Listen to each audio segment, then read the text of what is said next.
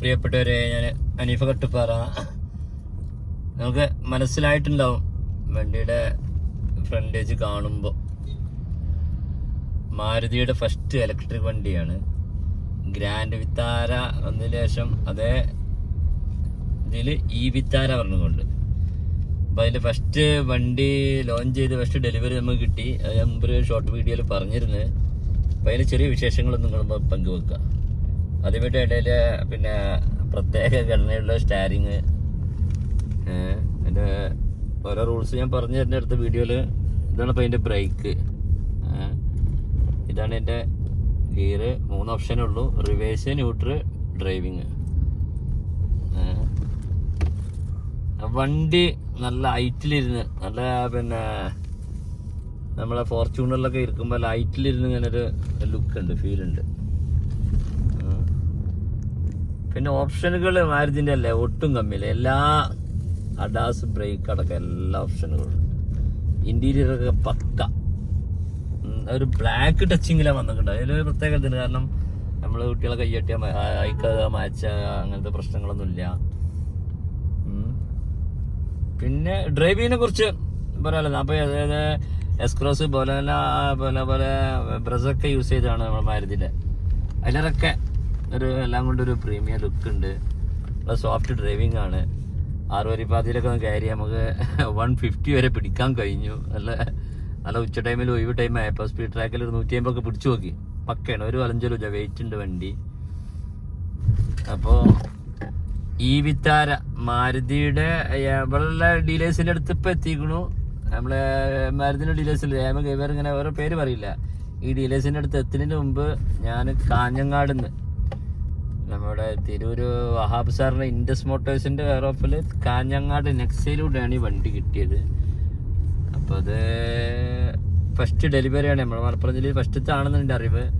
പിന്നെ അതിനെക്കുറിച്ച് ഒരുപാട് കാര്യങ്ങൾ പറയാനുണ്ട്. അതിൻ്റെ ഒരു കാർഡാണിത്. ഇതൊന്ന് സൂം ചെയ്ത് കാണിച്ചു കൊടുത്താൽ ഈ കാർഡ് മാരുതി എല്ലാ ടെക്നിക്ക് ഓല മീറ്റിങ്ങിൽ എല്ലാ പ്ലാനിങ് കൂടെ ഒരു വണ്ടി ഇറക്കുള്ളൂ. അണിയറയിൽ 3 വർഷത്തോളം അവർ അണിയറയിൽ ഇതിനെ കുറിച്ച് ഡിസ്കസ് ചെയ്തിട്ടുണ്ട് പറഞ്ഞത്.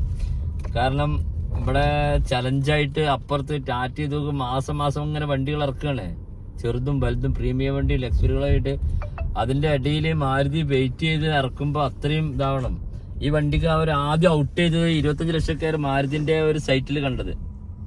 പിന്നെ അതിങ്ങനെ ആയിട്ട് അവർ 20ന്റെ താഴത്തേക്ക് പ്രൈസ് കൊടുന്നു.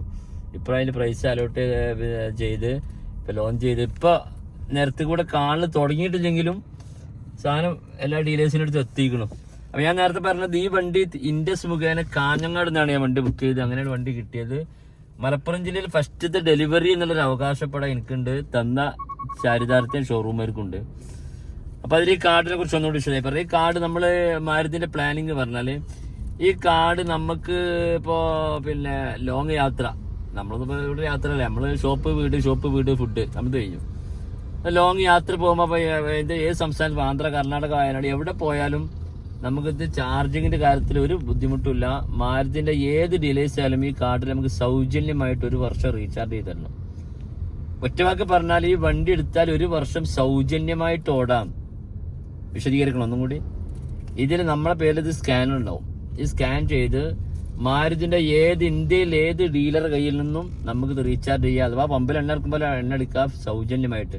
ഒരു റീചാർജിങ്ങിന് ഒരു റീഫില്ലിങ്ങിന് 1000 റുപ്യക്ക് വരുന്ന പറഞ്ഞ് കേട്ട് നമുക്ക് 1 വർഷം അല്ലെങ്കിൽ 1000 യൂണിറ്റ് എൻ്റെ ലിമിറ്റ് ഉണ്ട്.